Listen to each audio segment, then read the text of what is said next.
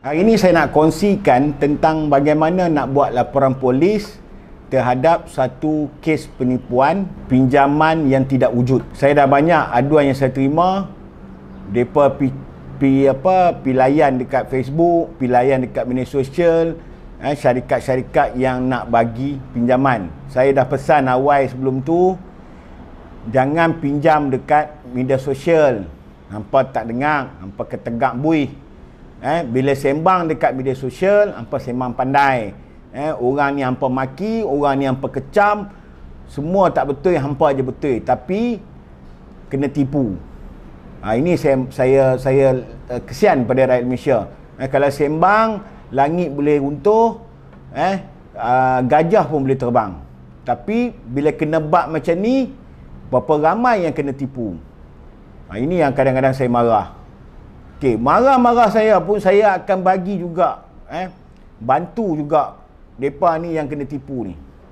Okey, hari ni saya nak ajak macam mana nak buat laporan polis. Okey, pertama sekali kita kena karang dulu laporan polis kita dulu.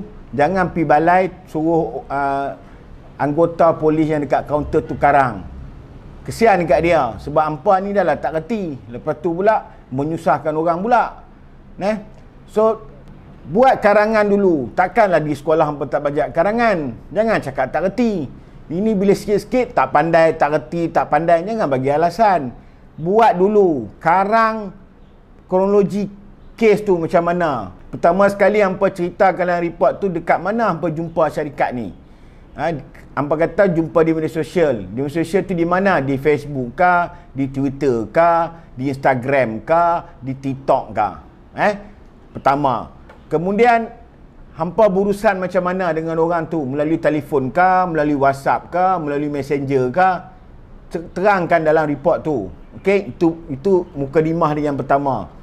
Yang kedua, bila dia minta bayaran, ada setengah pinjaman ni yang nak bohong hampa ni, dia akan minta duit.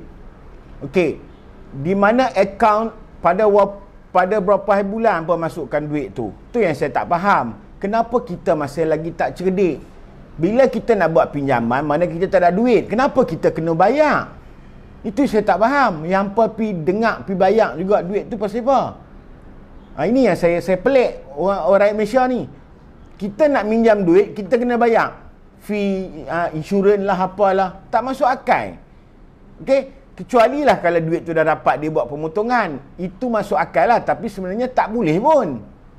Okey, berapa jumlah yang hampa dah bain-kan dalam akaun si penipu ni? Berapa hari bulan? Bank apa? Nombor akaun dia, nama pemegang akaun. Masukkan keseluruhan dalam report hampa tu. Okey? Kemudian dalam report tu juga hampa kena letak siapa yang hampa berhubung. Okey, lepas tu dia akan minta lagi bayaran seterusnya, berapa yang hampa bayar. Ini cerita orang yang dah kena tipu lah. Yang tak kena tipu dengar video ni, jangan kena tipu lagi lah. Letih lah saya nak buat video ni lah. Okey, bila laporan polis tu hampa letakkan, yang penting sekali section-section yang tertentu yang perlu hampa letakkan supaya pihak polis tahu. Dia tak mau jadi kes tu jadi RKM, kita nak jadikan dia kepada kanun kesiasaan. Maknanya kes itu berbentuk jenayah, bukan sivil. Kalau sivil hampa kena ambil peguam untuk sue dia, tapi kita nak jadikan dia sebagai jenayah, kes jenayah.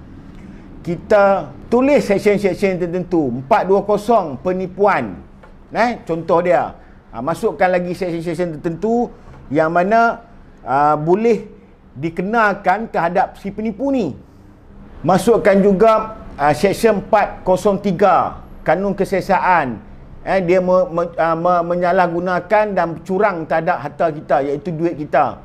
Ini semua benda-benda macam ni kita masukkan dalam report tu. Jangan tulis dalam report tu sekian, terima kasih, sekian saja laporan saya. Itu dia tak masukkan dalam apa yang kita nak dalam laporan polis tu. Kalau laporan polis tu kita letak sekian, terima kasih, maknanya Kita nak buat sivil ataupun nak buat cover report lah. That's why di bawah perenggan terakhir tu, setiap laporan polis tu kita letakkan apa yang kita nak. Kita mohon pihak polis menjalankan siasatan dan tindakan terhadap laporan polis saya ini di bawah Seksyen 420 penipuan, Seksyen 403 menyalahgunakan dan curang terhadap harta saya. Maksudnya duit kita lah. So jelaskan di dalam laporan polis.